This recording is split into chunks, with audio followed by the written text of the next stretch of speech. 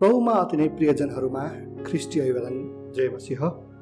हामीले विगतको समयहरूदेखि सृष्टिकर्ता परमेश्वरको सिरिज अन्तर्गत हेरिरहेका थियौँ र योभन्दा अगाडि हामीले ग्याप थ्योरीको दुईटा भागहरू हेरेका थियौँ र आज हामी ग्याप थ्योरीको अन्तिम भाग लिएर आएका छौँ र यस भागमा हामीले उत्पत्तिको पुस्तक 1 अध्यायको 2 पदको खास अर्थ के हो भनेर हेर्नेछौँ।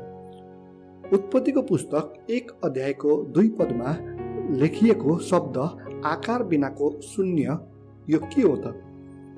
उत्पत्तिको पुस्तक 1 अध्यायको 1 पदसित उत्पत्तिको पुस्तक 1 अध्यायको 2 पदको निकट सम्बन्ध रहेको छ। उत्पत्तिको पुस्तक 1 अध्यायको 1 पदले परमेश्वरले आकाशहरू र पृथ्वी सृष्टि गर्नुभएको बताउँदछ अनि पद 2 मा घटनाक्रममा क्षणिक विराम लगाइएको छ जसलाई चाहिँ हामी ब्रेक अथवा पज भनेर भन्न सक्छौँ। उत्पत्ति 1 अध्यायमा परमेश्वरले सृष्टि गर्नुभएको घटनाक्रमलाई एक पछि अर्को के सृष्टि भयो भनेर बताउनु भएको छ। उहाँले आकाश र पृथ्वी सृष्टि गर्नुभयो भनेर 1 अध्यायको 1 पदले बताउँछ। त्यसपछि उहाँले ज्योति सृष्टि गर्नुभयो भनेर 3 पदले बताउँछ अनि उहाँले अन्तर बनाउनु भयो भनेर 7 पदले बताउँछ। त्यसपछि उहाँले पानीलाई एक ठाउँ जम्मा गर्नुभयो भनेर 9 पदले बताउँछ र वनस्पतिहरू बनाउनु भयो भनेर 11 र 12 पदले बताउँछ भने अनि चन्द्र सूर्य र ताराहरू बनाउनु भयो भनेर 14 देखि 16 पदले बताउँदछ। यसरी पहिलो अध्यायको अन्त्य हुन्छ।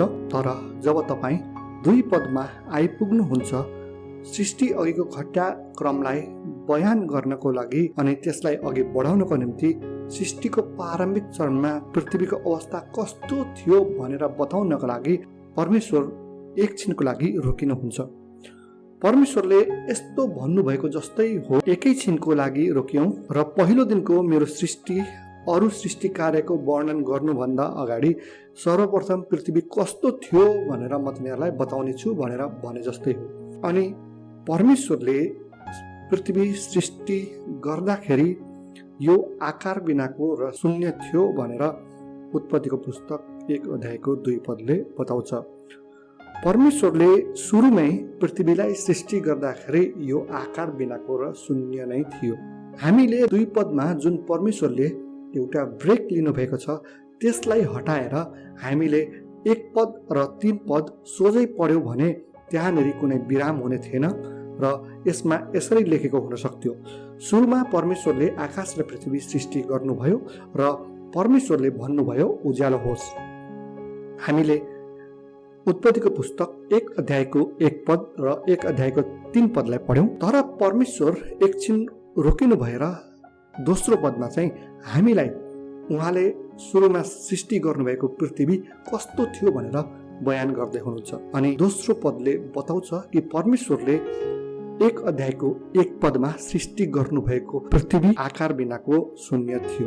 यो जुन परमेश्वरले यहाँनिर रोकिनु भयो जसमा चाहिँ उहाँले ब्रेक अथवा पज लिनुभयो त्यसलाई चाहिँ वियोजन खण्ड वाक्य अथवा डिसजक्टिभ क्लज भनेर भन्ने गरिन्छ।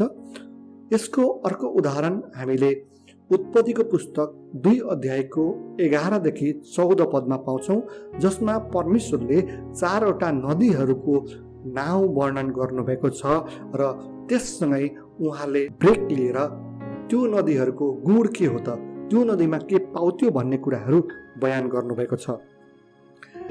त्यस्तै गरी हामीले योनाको पुस्तक 3 अध्यायको 3 र 3 अध्यायको 4 पदमा हामीले परमेश्वरले त्यसलाई बयान गर्दाखेरि यो ब्रेक लिनुभएको अथवा पज लिनुभएको थाहा पाउन सक्छौँ जसमा योना चाहिँ निनेवेमा गए र निनेवे चाहिँ कस्तो थियो भनेर बयान गरेको छ। हामी योनाको पुस्तक 3 अध्यायको 3 पदलाई हेरौँ। यहाँ यसरी लेखेको छ, योना परमप्रभुको वचन पालन गरेर निनेवेमा गए। अब निनेवे एक अत्यन्तै प्रख्यात सहर थियो, त्यो हेर्नलाई 3 दिन लाग्थ्यो। अनि 4 पदमा यसरी लेखिएको छ, पहिलो दिन योना सहरभित्र पसे, तिनले यसो भनेर घोषणा गरे, अबको 40 दिनमा निनेवे नष्ट हुनेछ। हामीले यो 3 पद र 4 पदलाई हेर्दाखेरि परमेश्वरले जसरी व्याख्या गर्नुभएको छ, सुरुमा हेर्दाखेरि निनवे चाहिँ अत्यन्त प्रख्यात सहर थियो भनेर 3 पदमा बताइएको छ, जसलाई हेर्न 3 दिन लाग्थ्यो भनेर भनेको छ।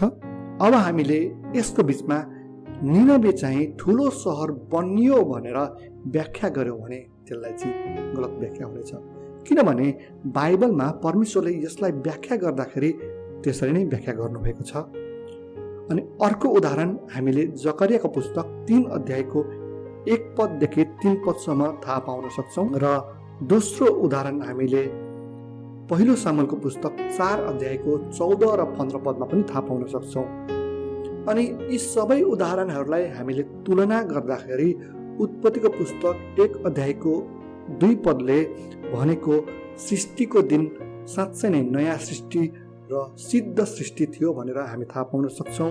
र त्यस समयमा परमेश्वरले जुन पृथ्वी सृष्टि गर्नुभएको थियो त्यसमा धेरै कुराहरू भरिन बाँकी थियो, त्यसैले यो आकार बिनाको शून्य भयो भनेर थाहा पाउन सक्छौँ। उदाहरणको लागि एउटा कुनै काठको काम गर्ने मानिसले रुखहरू लिएर आउँदाखेरि त्यो रुख आकार बिनाको हुन्छ र त्यसमा कुनै पनि कुराहरू देखिएको हुँदैन, तर त्यसले जब काम गर्दै जान्छ अनि त्यो रुखबाट विभिन्न किसिमको फर्निचरहरू बनाउँछ र त्यसले एउटा आकार प्राप्त गर्छ र सुरुमा त्यो आकार बिनाको रुख चाहिँ पछि गएर एउटा सिद्ध आकार हुन जान्छ। त्यसैले नै हामीले सुरुमै रुखलाई हेरेर यो चाहिँ कुनै काम नलाग्ने, यो चाहिँ आकार बिनाको थियो भनेर भन्नु चाहिँ मूर्खता हुनेछ, किनभने त्यसमा अझै काम हुन बाँकी नै रहेको छ। यो खण्डहरूमा आकार बिनाको भन्नुको अर्थ रचना रहित हुन्छ। पृथ्वीको रूप रहित थियो, पृथ्वीलाई आबादी गर्न र त्यसलाई आकार दिन बाँकी नै थियो। शून्य भन्नाले पृथ्वी चाहिँ प्राणी रहित अनि रित्तो अवस्थामा थियो भन्ने बुझिन्छ।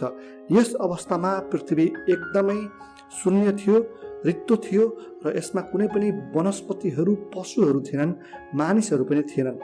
प्रारम्भिक अवस्थामा पृथ्वी बिग्रेको श्रापित अवस्थामा थिएन, बरु त्यसमा रचना रहित र रित्तो अवस्थामा थियो भनेर हामीले बुझ्नु पर्थ्यो। सृष्टिको काम अझै हुन बाँकी नै थियो। आफ्नो सृष्टिको काम उहाँले सम्पन्न गर्न 2टा काम गर्न आवश्यक थियो। सुरुमा उहाँले पृथ्वीलाई रच्नु पर्ने थियो र त्यसलाई भर्नु पर्ने थियो। रचना रहित र रित्तो शब्दको अर्थ पृथ्वी असिद्ध थियो भन्ने होइन। उत्पत्तिको पुस्तक 1 अध्यायको 2 पदमा पृथ्वी यो अर्थमा सिद्ध नै थियो, पर्फेक्ट थियो र यो चाहिँ एउटा खाली अवस्थामा थियो। यसकारण यसमा चाहिँ आकार बिनाको र शून्य थियो भनेर भनेको। यो चाहिँ पृथ्वीमा धेरै कुराहरू एउटा हुन बाँकी भएकोले यसलाई चाहिँ आकार बिनाको थियो भनेर भनियो, किनभने त्यस बेलासम्म पृथ्वीमा अरू केही कुराहरू बनेकै थिएनन्। त्यसै कारणले यो आकार बिनाको हुन गयो र शून्य थियो भन्नुको मतलब चाहिँ पृथ्वीमा केही कुरा पनि थिएन, यो रित्तो थियो भनेर भनिएको हो। उत्पत्तिको पुस्तक 2 अध्यायको 7 पदमा जब आदम सृष्टि गरिए, उनी चाहिँ सिद्ध भएर सृष्टि गरिएका थिए। अनि त्यसै गरी परमेश्वरले जे कुराहरू सृष्टि गर्दै जानुभयो त्यो कुराहरू चाहिँ सिद्ध सृष्टि भएर पृथ्वी भरिँदै गयो। हामीलाई बाइबलले यही कुराहरू बताउँदछ। पृथ्वी चाहिँ रचना रहित थियो भनेर हामी भन्न सक्छौँ। यशायाको पुस्तक 45 अध्यायको 18 पदले बताउँछ कि परमेश्वरले पृथ्वी रच्नुभयो। अनि उत्पत्तिको पुस्तक 2 अध्यायको 7 पदले बताउँछ कि परमेश्वरले मानिसलाई माटोबाट रच्नुभयो अथवा बनाउनु भयो। के पृथ्वी वास्तवमै त्यस अवस्थामा रित्तो थियो त? परमेश्वरले जब पृथ्वीलाई बनाउनु भयो, उहाँले चाहिँ पृथ्वीलाई रित्तो भइरहनुको निम्ति बनाउनु भएन। यसलाई चाहिँ भरिनको निम्ति र मानिसको निम्ति उपयोग हुनको निम्ति बनाउनु भयो। यशायाको पुस्तक 45 अध्यायको 18 पदले बताउँदछ, किनकि परमप्रभु यसो भन्नुहुन्छ, उहाँ जसले आकाश सृष्टि गर्नुभयो, उहाँ नै परमेश्वर हुनुहुन्छ, जसले पृथ्वीको रूप रच्नुभयो र बनाउनु भयो, त्यो बसाल्नु भयो। उहाँले त्यो खाली हुनलाई सृष्टि गर्नु भएन, तर त्यो आबाद गर्नलाई बनाउनु भयो। उहाँ भन्नुहुन्छ, म परम प्रभु हुँ, म बाहेक अरू कोही छैन। परमेश्वरले पृथ्वीलाई बनाउनु भएको भनेकै त्यसलाई चाहिँ भरिनको निम्ति बनाउनु भएको थियो। हामीले पृथ्वीको एक अवस्थालाई हेरेर यो चाहिँ आकार बिनाको शून्य थियो भनेर त्यसलाई गलत व्याख्या गर्न मिल्दैन। परमेश्वरले यो आकार बिनाको र शून्य थियो भनेर चाहिँ पृथ्वीमा धेरै कुराहरू हुन बाँकी थियो र भरिन बाँकी थियो भनेर हामीले बुझ्नुपर्छ। यसकारण पनि परमेश्वरले जब पृथ्वी बनाउनुभयो यो चाहिँ सिद्ध थियो, यो आकार बिनाको र शून्य थियो, किनभने यसमा धेरै कुराहरू बनिन बाँकी थियो र धेरै कुराहरू बनेर यो भरिन बाँकी थियो। परमेश्वरले आजको यो भिडियोबाट तपाईँ र हामीलाई प्रशस्त मात्रामा आशिष दिनुभएको होस्। हाम्रो निम्ति तपाईँ निरन्तर प्रार्थना गरिरहनु होला। आगामी दिनमा हामी पृथ्वीको आयु कति हो भन्ने विषय लिएर आउनेछौँ। परमेश्वरले तपाईँ र हामी सबैलाई प्रशस्त आशिष दिनुभएको होस्। जय मसीह।